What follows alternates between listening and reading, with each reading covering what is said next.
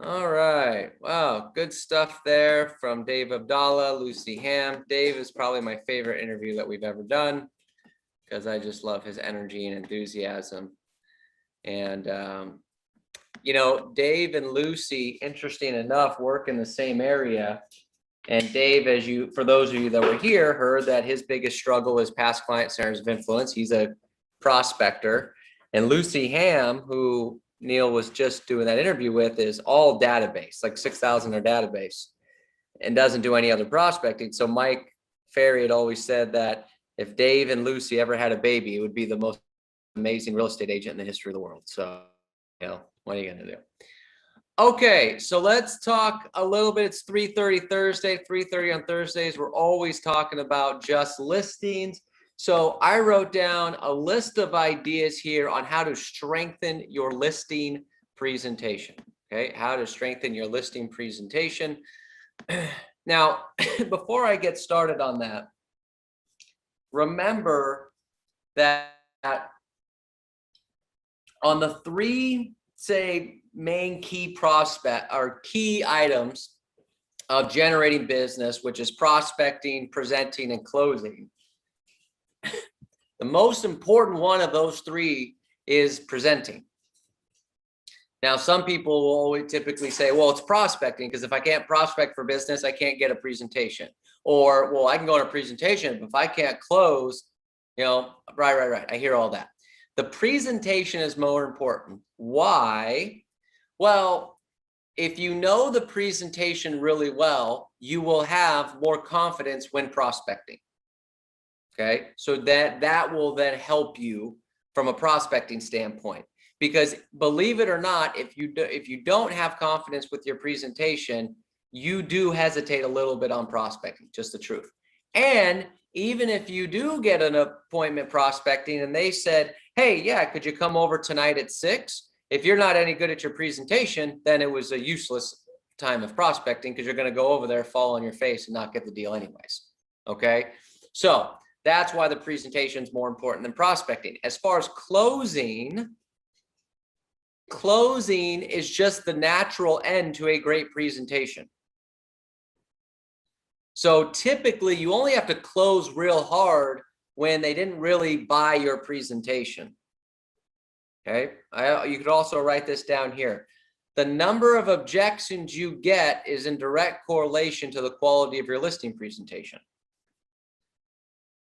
So it's just as a reminder that between those three things, if you're going to work on one thing above all else, it's work on the actual presentation. So that's that. So let's talk about, though, how to actually strengthen your listing presentation. All these points that I wrote down here, they're not in any order of importance. They're just simply how I wrote them down. Some of this stuff you've probably heard before. Some of this you might be doing. Maybe there's one or two things in here that stand out to you and make some sort of sense. Okay, so let's go ahead and do this. All right, so the first thing I wrote down here in order to strengthen your listing presentation is that you have to develop the conviction that of what you do, how you do it, and when you do it creates significant benefit to the seller. You have to develop the conviction that what you do, how you do it, and when you do it creates significant benefit to the seller. So here's a great question that I would ask is, and you don't have to answer, it's all kind of rhetorical, but you have to ask yourself, based on what the seller's telling you, do you really believe that this is a good time for them to sell? For some people, the answer you would always think, well, yeah, what a great market. Well, for some people, it might not be. But you have to ask yourself that question, because if you don't think it's a good time for them to sell, most of you are not good enough to fake it. Hold on one second.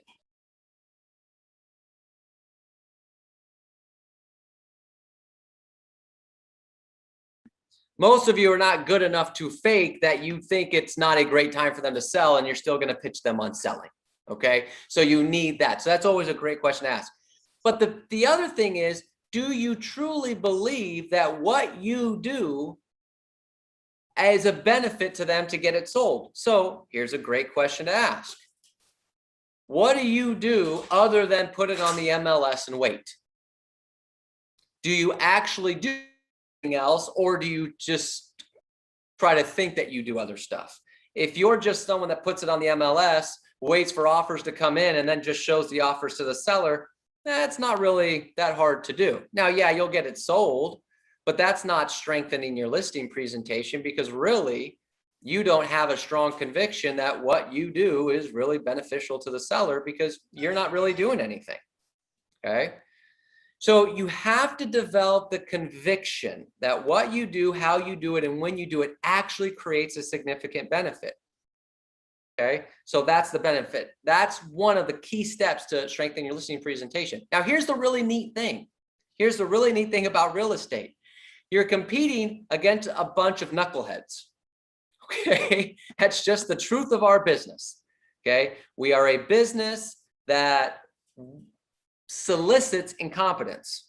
Well, what do you mean, Robert? Well, to get a real estate license, you just need to pass a test and be alive and not have a criminal record from a financial standpoint. It's not hard to get a license. There's no requirement, there's no training you have to go through to actually learn how to sell. There's no closing requirements. There's all you have to do is take some classes. You can be completely incompetent. You could have multiple jobs. You could never do a real estate deal, all these other different things. But as long as you pay your dues, then you're good. Okay. So the benefit of that, what I mean is developing that conviction, is that you should easily be able to develop the conviction that what you do and how you do it and why you do it is a significant value to the seller, because most other people with an active real estate license don't do what you do. So the conviction part should come pretty simple in terms of that, but I wrote that down here. All right, I wrote down here the second point on strengthening your listing presentation. Commit to doing a listing process the same way every single time. If you want to strengthen your listing presentation, do the listing process the same way every single time. When you do it the same way every single time, it takes the stress and emotion out of the presentation. Remember, you're not there to create stress. You're there to reduce stress. So when you have the same process, it's easy, it's smooth, it's comfortable. You're comfortable, you're calm, which then makes the seller calm, the seller comfortable. Do the listing process the same way every time. It also really helps that you don't have to come up with anything creative. You don't have to wing it. You have the same process every time. This is why we talk about canned presentations.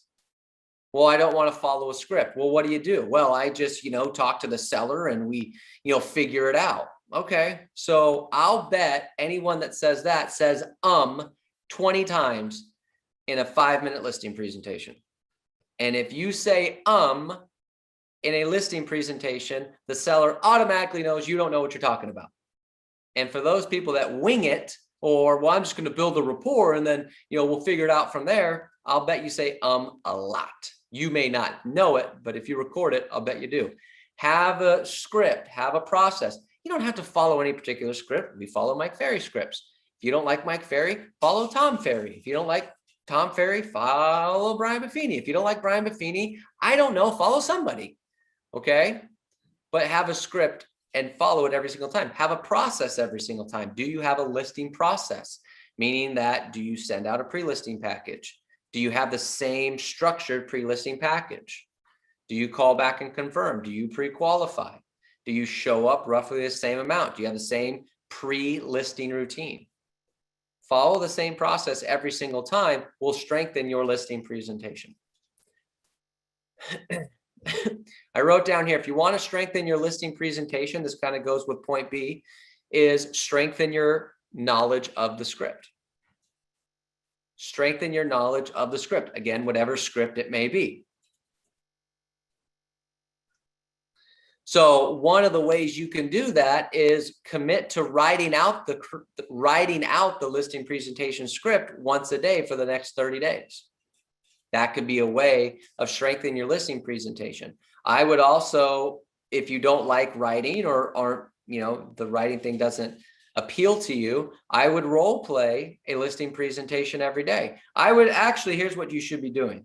Every single day, or at least every working day, you should either be going on a live listing presentation or role playing a listing presentation. It doesn't even have to be a real estate agent. Could be someone at your house, friends, family, whatever, but role play a listing presentation. You have to know the script if you want to strengthen your listing presentation, because again, the more ums that come out, the less chance you have of getting a deal. And if they say, for example, well, we'd like you to cut your commission, and you go, well, it's over. Next, thanks for playing. Do not pass go. Do not collect $200. Learn the scripts. Okay. I also wrote down here underneath that, to strengthen your listing presentation, as part of that is you should never be caught off guard with what a seller says. So identify in your marketplace what the major objections that a seller is going to say, or what the major concerns are that a seller is going to say, and learn 4 or 5 ways of handling that. See, some of you, what you do is you'll know 40 different objection handlers. Well, you don't get 40 different objections, do you? What do most people get? You get price, commission. I have a friend in the business. I want to think about it. So instead of knowing how to handle, well, I've never heard of your company, unless you work for a very small company, and some of you might on this particular call, or I never see your signs in the area, or, well, I had made a commitment to the agent that I bought the house with. These are all things that could come up, but very, very rarely ever do. Instead of knowing all these other different objections, take those 4: price, commission, I want to think about it, I have a friend in the business, and learn 4 or 5 ways of handling those 4, instead of knowing one way and then knowing one way to handle 15 others. That's how you strengthen your listing presentation. Okay. We talked about role play. I put that down there. But here's the last thing I'll put down on practicing your listing presentation, working on it, learning the script. Poor practice, no matter how much you do, will not make you any better. Poor practice, no matter how much you do, will not make you any better. So here's what I mean by that. When you're role playing the listing presentation, I understand it's a role play, so it's, you don't have as much adrenaline there, but do your best and take it as real as possible. Have the energy, the enthusiasm, the excitement, as if you're going on a real listing presentation. What I don't want to see, because it won't make you any better, is go, okay, all right, here we go. So knock, knock. All right, well, hey, thanks again for having me over. I'm so excited about getting your home on the market, getting it sold. Do you mind if I come in? Yeah, you're saying, but you would never do that on a listing presentation. Or if you do, don't go. Okay, call me and I'll send somebody else out there. Okay, well, I'll give you a 25% referral fee. Okay, but you would never do that. So you have to have the energy, the enthusiasm, the excitement when you're going through it. When you role play, for example, make sure you have a real life scenario. So whenever I role play, I don't role play with agents as much as I used to anymore, but I role play with Melinda every week. We role play our listing presentation. And every week before we do the role play, we go through, what's the scenario? Who am I? Why am I selling? Where do I live? She sends me a pre-listing package every single week. Okay, so I know the scenario so we can really play along. So take it seriously. All right, I wrote down here next, right? Strengthening your listing presentation. It's about repetition and numbers. Repetition and numbers. The more listing presentations you go on, the better you will become. The more listing presentations you go on, the better you will become. So you need to get out and go on presentations, which may mean at the beginning, for some of you, you might be going on presentations that are not 10 out of 10 quality listing presentations. They might be 7 or 8s, but you're going. There are people that may say, yeah, you know what, if I get my price, I'll sell it. Okay, you're not super motivated, but I'm going to go on that listing presentation. But here's the key. You're not going for practice. You're going to get a listing signed. You're just simply, for some people, as you get more and more into business, you might raise your standards a little bit. Don't ever Go on a listing presentation for practice. Go practice for practice. Your mindset on going to a listing presentation is you're going to get a contract signed. So even if I say, yay, you know what, you might have to go on some presentations that might be a 7 or an 8 motivation instead of a 10, don't ever get in that mindset, well, yeah, this is great practice. No, that's a loser's mentality. That's not going to strengthen your listing presentation. You're going there to get a listing signed. Now, don't just go just to go. If you know it's completely, oh, they're so unmotivated, this is never going to work, they're completely unrealistic, but it's practice. No. You want to go to have a shot with, but you might lower your standards just a little bit at the beginning because you need to go on more presentations. You need to be in front of more people. Okay. It's just part of the gig. You know, if you follow sports, there's a reason that when an athlete, their rookie year, it's like for some people kind of a wake-up call to the pros. It's like, hey, they're good, but you know, it's taking some time, second, third, fourth, fifth year, all of a sudden they're the superstar. It just takes time. It's about repetition. You have to go on more presentations, which means that as you're learning to get great at the listing presentation, you have to still be prospecting to try to find some presentations. Don't wait until you have it wired. Okay. Don't wait until you have it wired.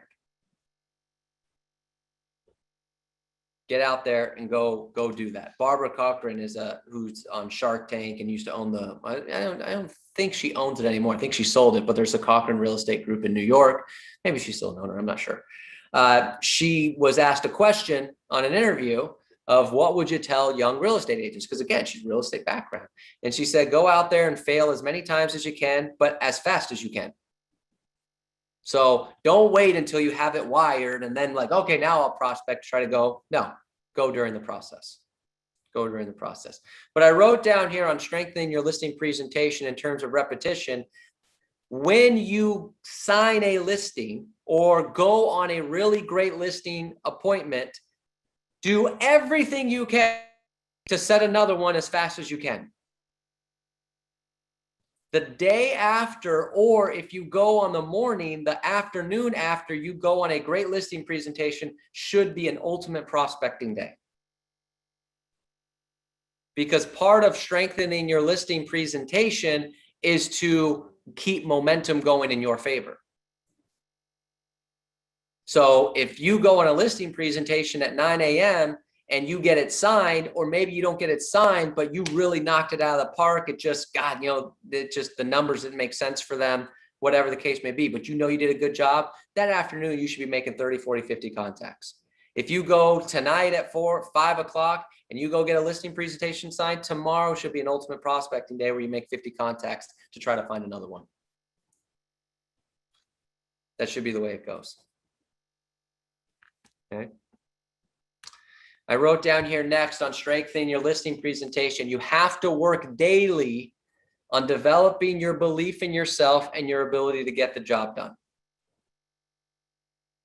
If you want to strengthen your listing presentation, you have to continuously, every day, develop that belief in yourself and your ability to get the job done. Because for some people, that's the biggest problem. And it's not just brand new people. For some people who have been around for years and maybe they're in a rut. Maybe the market's changed. We have a lot of agents that have been around for a really long time that have been very successful that are struggling with this current marketplace, either because it's a mindset issue or because they haven't adapted to the idea that you can't say that you charge 6% and expect to get a bunch of listings. That's why we have that objection handler that says you charge 2.78. All you have to do is decide what you want to pay the buyer's agent. Because in today's market, if you don't adapt and you just say, well, I charge 6%, seller's going to laugh at you for the most part. Now, that doesn't mean you can't try to get 6%, okay? Because we do get 6% on some listings. But imagine a seller when you say you charge 6% and they see billboards everywhere that they charge 1.5%. It's crushing you. So you have to be able to adapt. So you have to develop the belief in yourself that you can do this, that you can get the job done. That if they were to ask you to come talk to them about listing their property, that you could go there and give an A+ presentation. And that if they decided to list with you, that you could get them the best possible deal. It's all about developing that belief in yourself every single day.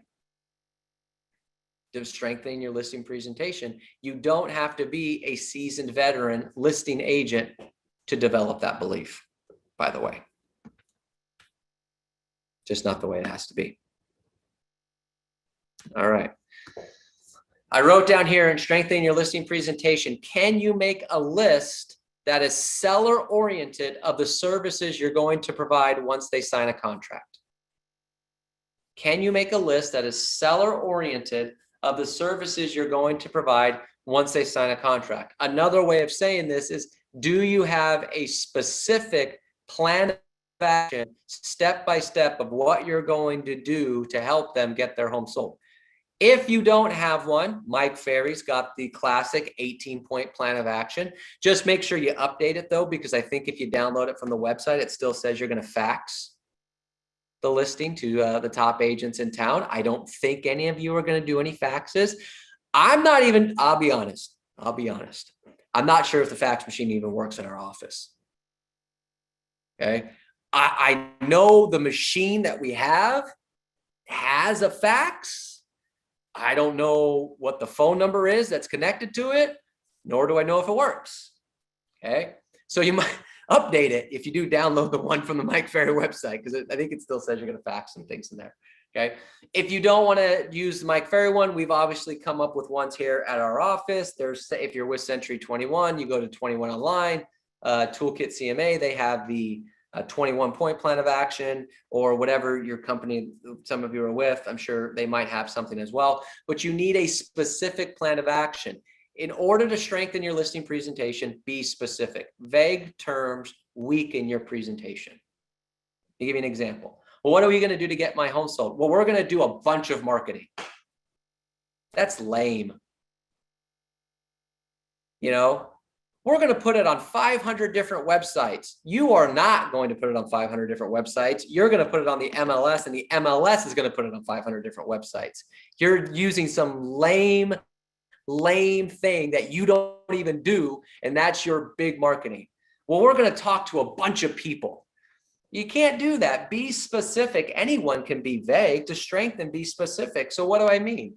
Well, Mr. and Mrs. Seller, one of the things that we're going to do is I'm going to talk to 25 people every day around your neighborhood to tell them about your listing and see if they find a buyer, which means in the first week, I will have spoken to 125 people in the area to see if they know a buyer that want to purchase a home. That's specific numbers.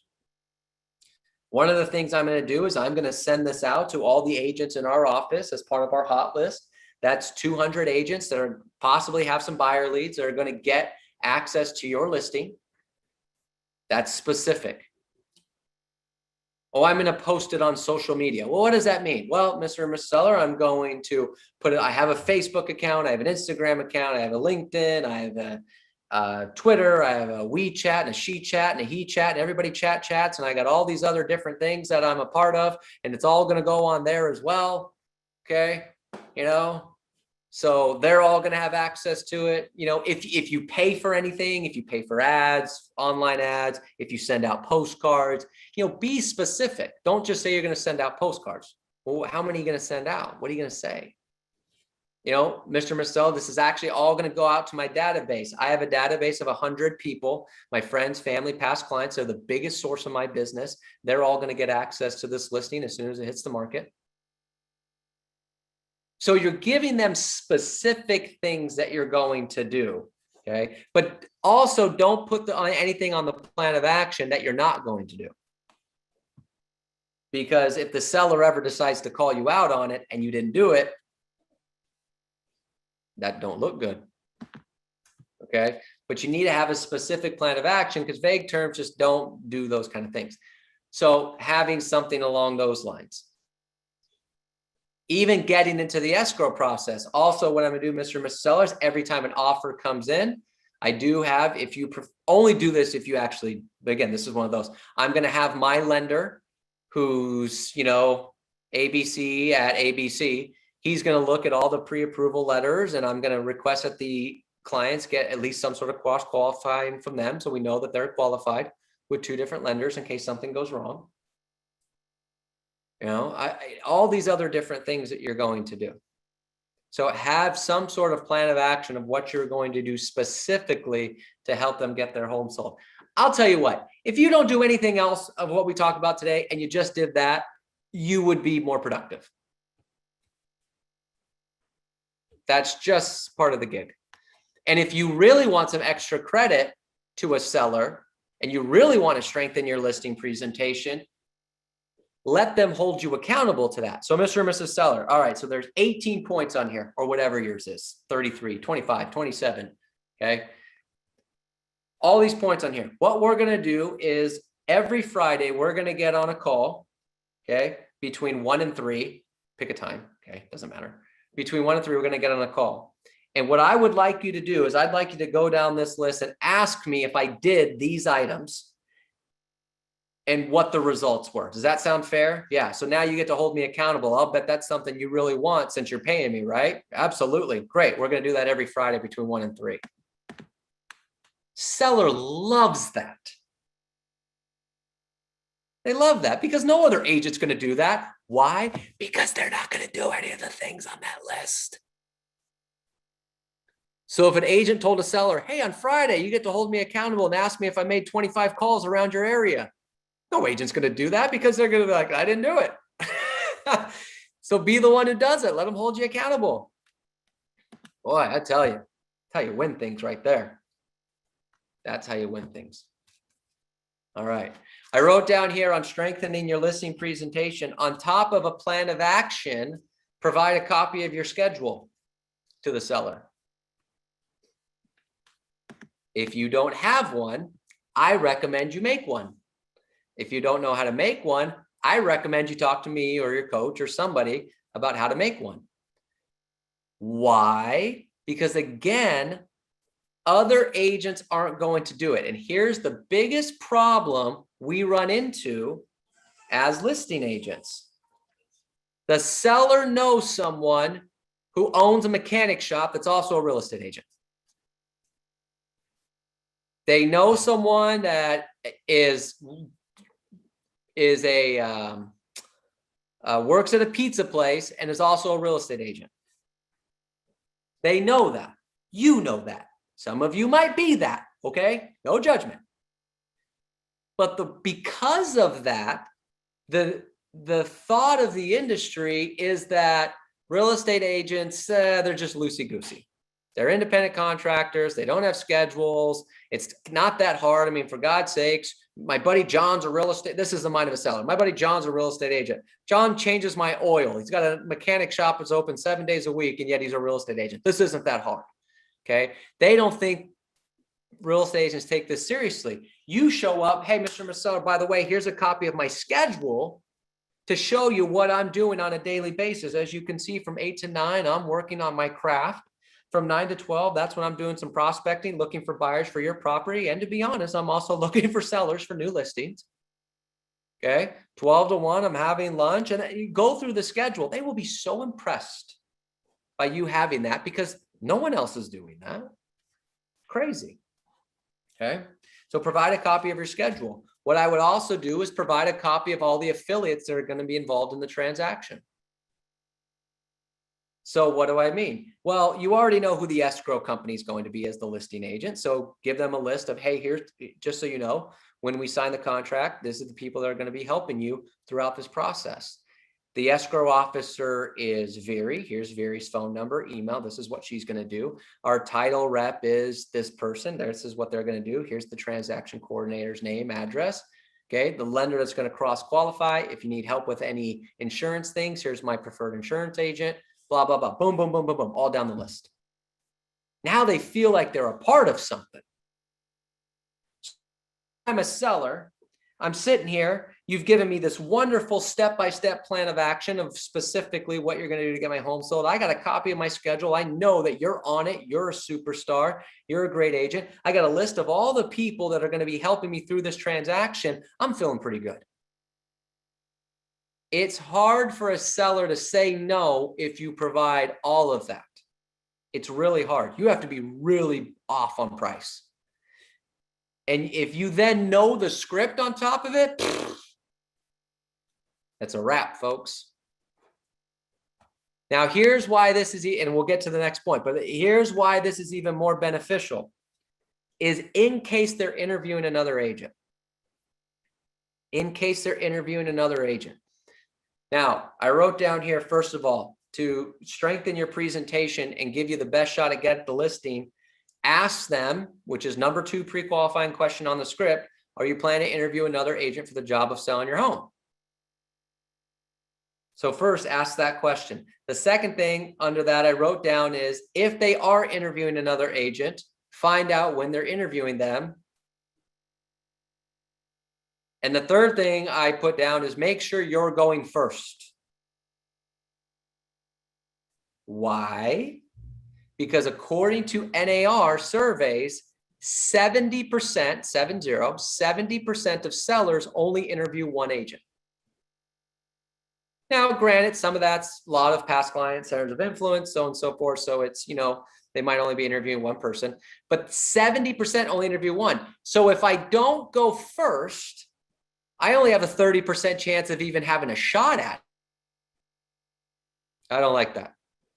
I don't want to do that. So I want to go first. Now, well, what if, Robert, what if they're absolutely 100%, I did the objection handlers, I gave the best presentation of my life, but they're one of those people that they're not going to sign, they're going to interview the other agent. Oh, I'm so glad you asked.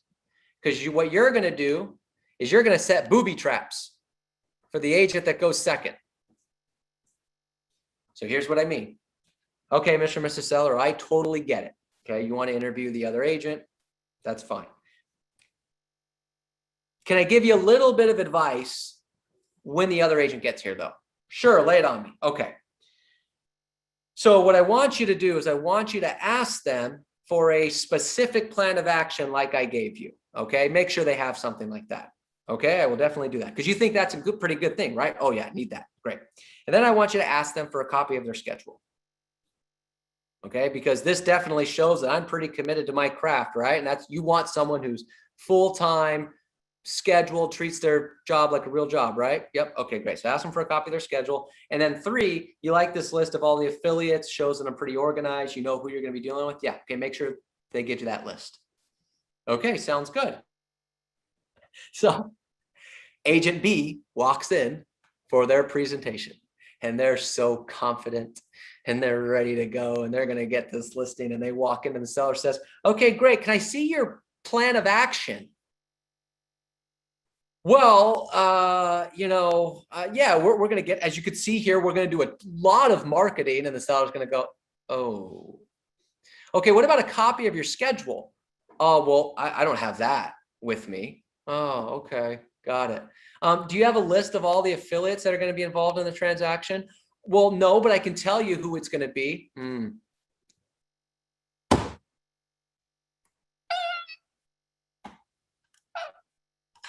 Oh man, that poor agent. They're going to walk out. They're going to be so flustered and just umming and on their way through the presentation. But I'm telling you, that stuff works. Okay. You set booby traps for them, but you can only do that if you provide that information. Otherwise, it doesn't work. Okay. That's how you strengthen your listing presentation. So make sure you have all that stuff. All right. Perfect. Perfect. I wrote down here, to strengthen your listing presentation, go in with the mindset that they are going to interview another agent, even if they say they aren't, and the other agent they're interviewing is the best agent in town. To strengthen your listing presentation, even if they say they're not interviewing another agent, go in with the mindset that they are, and that other agent's the best agent in town. Because that will force you to step up your game. And if it forces you to stress out and crumble because now you're like panicked that maybe they are going to interview that agent, then you're not ready to go on the listing presentation anyways. Don't take a defensive. Okay, that's just the reality. You got more work to do and you'll get there. But go in with that mentality. So figure out who the top agent is in your area, who your big rival is. Okay. If you can't think of anybody, just assume that Karen Bernardi has decided to relocate from Boulder, Colorado into your marketplace. And the first listing presentation she's going on is that one. So if you don't know, just assume Karen Bernardi is going on that listing presentation. If you don't know who Karen Bernardi is, she's like the Michael Jordan of real estate agents. And she's from Boulder, Colorado. She is the best. So assume that, and it'll step up your game. Because one of the things that crushes us on listing presentations is when we think, oh, yeah, no, this is John, past client of mine, no big deal. Ooh. Oh, man, that is a no-no. Okay, so you have to assume that they're going to interview that one. So you're going to make sure you follow the listing process. You're going to role play. You're going to suit up, okay, or dress up, whatever the case may be. You're going in there with the mentality that I am ready to take on Karen Bernardi or whatever agent you say, and I'm going to get this listing. But remember the point, a couple points earlier, that you have to work on developing your belief that you can get the job done. Because some people I say this point to will assume that so-and-so is going to go also do the listing process, and you kind of freak out. That's not, you should have that belief that no problem. You should be excited that they're going to interview somebody else. You should be excited that Karen Bernardi is going to go on that listing. Why? Well, one, if Karen's going, that means that this is a quality listing appointment, because she's not going to go on some weak listing appointment. So I know I got a real seller. Number two, I know that Karen loses, because as great as she is, she gets about 85% of the listing appointments she goes on, which means 15% of the time she walks out of the house without a signed contract. No reason why the 15%. And three, I want the challenge. Sales is a win and lose business. And if you can't develop a winning mindset, it's going to be tough. So you have to develop that mindset that I'm in this to win. And boy, what a great win it would be if I went up against one of these top agents and I got the listing. You have to develop that mindset, and there's no reason why you can't. Okay? No reason why you can't. Okay? I wrote down here last couple points. There's not much more here. Okay? To strengthen your listing presentation, you have to study the market every day leading up to the listing presentation and even the morning of. Because in today's world, the seller has so much access to information that they know what's listed. They know what's sold. They don't have access to all the MLS stuff, but between Redfin and Zillow and all these other things, they have access. So if you don't know about a listing that they might bring up, well, what about this listing over here on Main Street that sold for $895, and you're telling me I should list it for $750? What are you talking about, listing on Main Street? Can't do that. You need to be, oh, that's right, that one on Main Street. Well, yeah, as I'm sure you saw, that one has an ocean view and yours doesn't. That one was 8 bedrooms and yours is 4. So yes, it's going to sell for a little bit more. That one has made of gold. Yours has tiles made of cloth. Okay, so yes, it's going to be a little bit different. So you have to eat, but even the morning of, because if you set the appointment today and the appointment is not until say Monday, and Monday morning you've already done the CMA, Monday morning a new for sale by owner hits across the street, they're going to know about it. If you don't take that time Monday morning before you go to update everything, it's not going to look good. You need to know what's going on out there. Okay, more and more every day. More and more every day. Okay. And then the last couple points here: to strengthen your listing skills, increase your use of listing affirmations. I'm a great listing agent. I'm a great listing agent. Okay. I know it sounds silly and some of you think that's ridiculous, and that's fine, but it does make a difference. Okay. It does make a difference. And then I wrote down here, consider using the simplistic Mike Ferry marketing plan. consider using the simplistic Mike Ferry marketing plan, which is 4 steps. Step 1, take a saleable listing. Step 2, do what it takes to get it sold. Step 3, tell the world you did it and how you made it happen. And step 4, take another one as a result. Take another one as a result. Take a saleable listing, do what it takes to get it sold, tell the world you did it and how you made it happen, take another one as a result. The more that you keep your mind going on successful listings, and the more you talk about it, and the more you tell people about it, the stronger your belief as a listing agent gets, and the more the world or your database strength and belief in you gets, which then results in more listings. So part of strengthening your listing presentation is not just getting that first listing, it's getting that first listing and then not letting that momentum die. You have to keep going. You have to get stronger. It's like going to the gym. If you went to the gym for a month and lifted weights, you're like, man, I'm fit. And then if you stopped going to the gym for the next month, yeah, you're no longer fit. So you got to do what you got to do, right? It's all about that momentum. All right, so look, we're right up on the time here. I wanted to end about 4:15, but those are, look, we could go on strengthening your listing presentation for days because there's other things about strengthening your voice and strengthening your appearance and all these other different things. But these are some things that sometimes we talk about, sometimes we don't. There's 9 or 10 of these points here that I wanted to get into on things that we don't always think about on strengthening our listing presentation, but that's the key. Okay. Every day, focusing on strengthening that listing presentation, one little thing at a time. All right, everybody. That's all I got. Good job. Thanks for being here, rocking and rolling. So go out there. Let's make some calls and let's go find some listing leads. Hey, Robert.